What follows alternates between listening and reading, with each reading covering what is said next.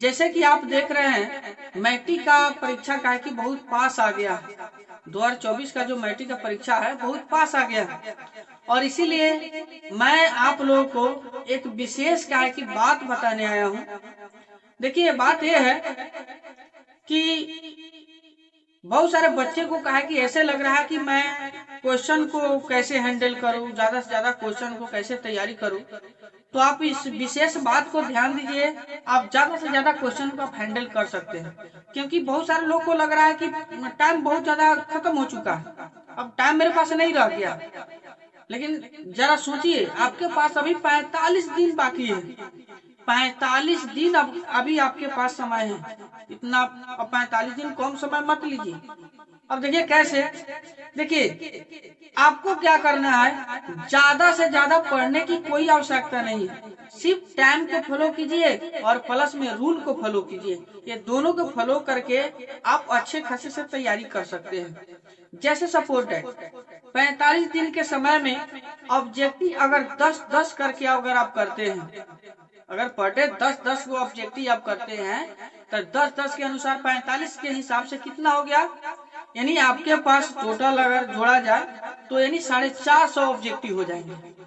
जबकि आप खुद जानते हैं ज्यादा से ज्यादा अगर ऑब्जेक्टिव आपके एक सिलेबस से पूछा जाता है तो कितना होता है, यानी आपके पास यानी 100 क्वेश्चन यानी पूछा जाता है ऑब्जेक्टिव से, जिसमें से आपको 50 को यानी 80 में से आपको 40 को लिखना पड़ता है। अब बताइए आप 450 कर चुके हैं, कम हुआ क्या? आप कितने 45 दिन में इतना कर पाइएगा, और प्लस में आप पहले से जो किए होंगे ऑटोमेटिक बात है 5 या 10 20 आपको नहीं रियाज होगा। इस तरह करके 100 से 200 आपको रियाज है ये होगा। अब 45 दिन में आप 450 अलग से कर लीजिएगा, सबको आप ऐड कीजिए, देखिए आपके पास कितना ऑब्जेक्टिव हो जाता है। जबकि आप खुद जानिए आपके किताब में क्या उतना बढ़िया बढ़िया जो भी ऑब्जेक्टिव होगा क्या उतना होगा, उतना नहीं होगा। अब बताइए 45 दिन के समय में आपको आ रहा है कि समय खत्म हो गया, अभी कोई समय मैंने भागा नहीं है। नेक्स्ट बात, सब्जेक्टिव आप ज्यादा से ज्यादा ना करिए। अगर ज्यादा से ज्यादा अगर करने का प्रयास करिए तो आपको दिक्कत हो जाएगा। देखिए ज्यादा से ज्यादा आपको करना है ना, 5 ठो करिए पर डे।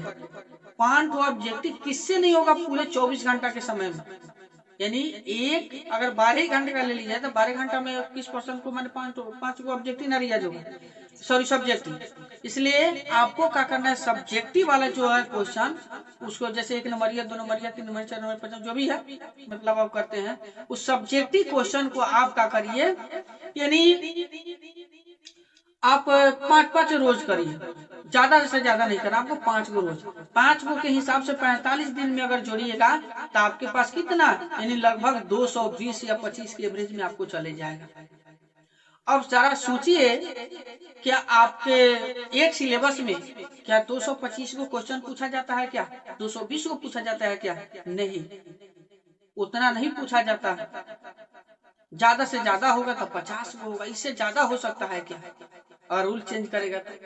इसलिए आपको उतना सीरियस नहीं लेना, यानी ज्यादा से ज्यादा आपको मत पढ़ना है, यानी ऐसा एवरेज में करिए कि आपको बुझाए भी नहीं कि हम पढ़ाई किए हैं, आप उतना टेंशन भी लेके मत पढ़िए, यानी नॉर्मल पूरे माइंड फ्री माइंड में आप पढ़ाई कीजिए और काय की बढ़िया से। और देखिए आप ऐसे करके आप पढ़ रहे हैं तो इतना तो बुर्बक तो है नहीं होंगे। इसलिए देखिए मेरी बात को ध्यान दीजिए, बताया कि आपको यानी 450 ऑब्जेक्टिव 45 दिन में, 220 आपको कौन से सब्जेक्ट। देखिए आपको कैसे तैयारी करना है, पहले आपको देखना है कि ऑब्जेक्टिव में और सब्जेक्टिव में दोनों में जाकर के देखना है आपको कि कौन ऐसे क्वेश्चन लग रहा है कि ये हमारे लिए बहुत ज्यादा हेल्पमंद है, कौन ऐसा क्वेश्चन है जो मेरे लिए बहुत इंपॉर्टेंट हो सकता है ना। जैसे कि आप क्वेश्चन बैंक पढ़े ही होंगे, क्वेश्चन बैंक अवश्य बात है कि आप लोग पढ़े होंगे। उसके बाद में मॉडल पेपर आप पढ़वे किए होंगे, किताब आप पढ़वे किए होंगे, वगैरह बहुत सारे अभी किताब भी तो आए किया है बहुत सारे कंपनी का, आप वो सब कुछ पढ़े होंगे।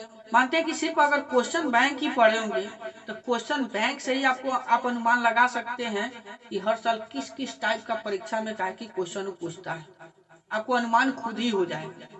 यानी उस अनुमान के अनुसार आप पर डे ज्यादा यानी व्यर्थ देख रहे हैं कि ये क्वेश्चन ज्यादा जैसे कोई साल नहीं पूछता, उस पर ध्यान उतना मत दो। ऐसा ऐसा क्वेश्चन को आप अनुमान लगा के करो कि ये क्वेश्चन हर साल पूछता है, ये क्वेश्चन हो सकता है कि कहीं पूछ देगा, अब की बार पूछेगा, है ना। उस तरह करके अनुभव के अनुसार यानी आप काय की तैयारी कीजिए, और अनुभव के अनुसार अगर तैयारी करते हैं क्वेश्चन तो ज्यादा यानी क्वेश्चन आपको पूर्व नहीं करेगा, आपको कम से कम यानी 400, हमको लगता है कि अनुभव कर गेसिंग के अनुसार अगर पढ़ते हो तो यानी 450 क्वेश्चन वो नहीं पूछेगा, समझे ना। इसलिए आप ऐसा ऐसा क्वेश्चन पढ़िए जो आपके सोच के अनुसार पता चलता है कि ये क्वेश्चन पूछने वाला है, पूछ भी सकता है, और ये कौन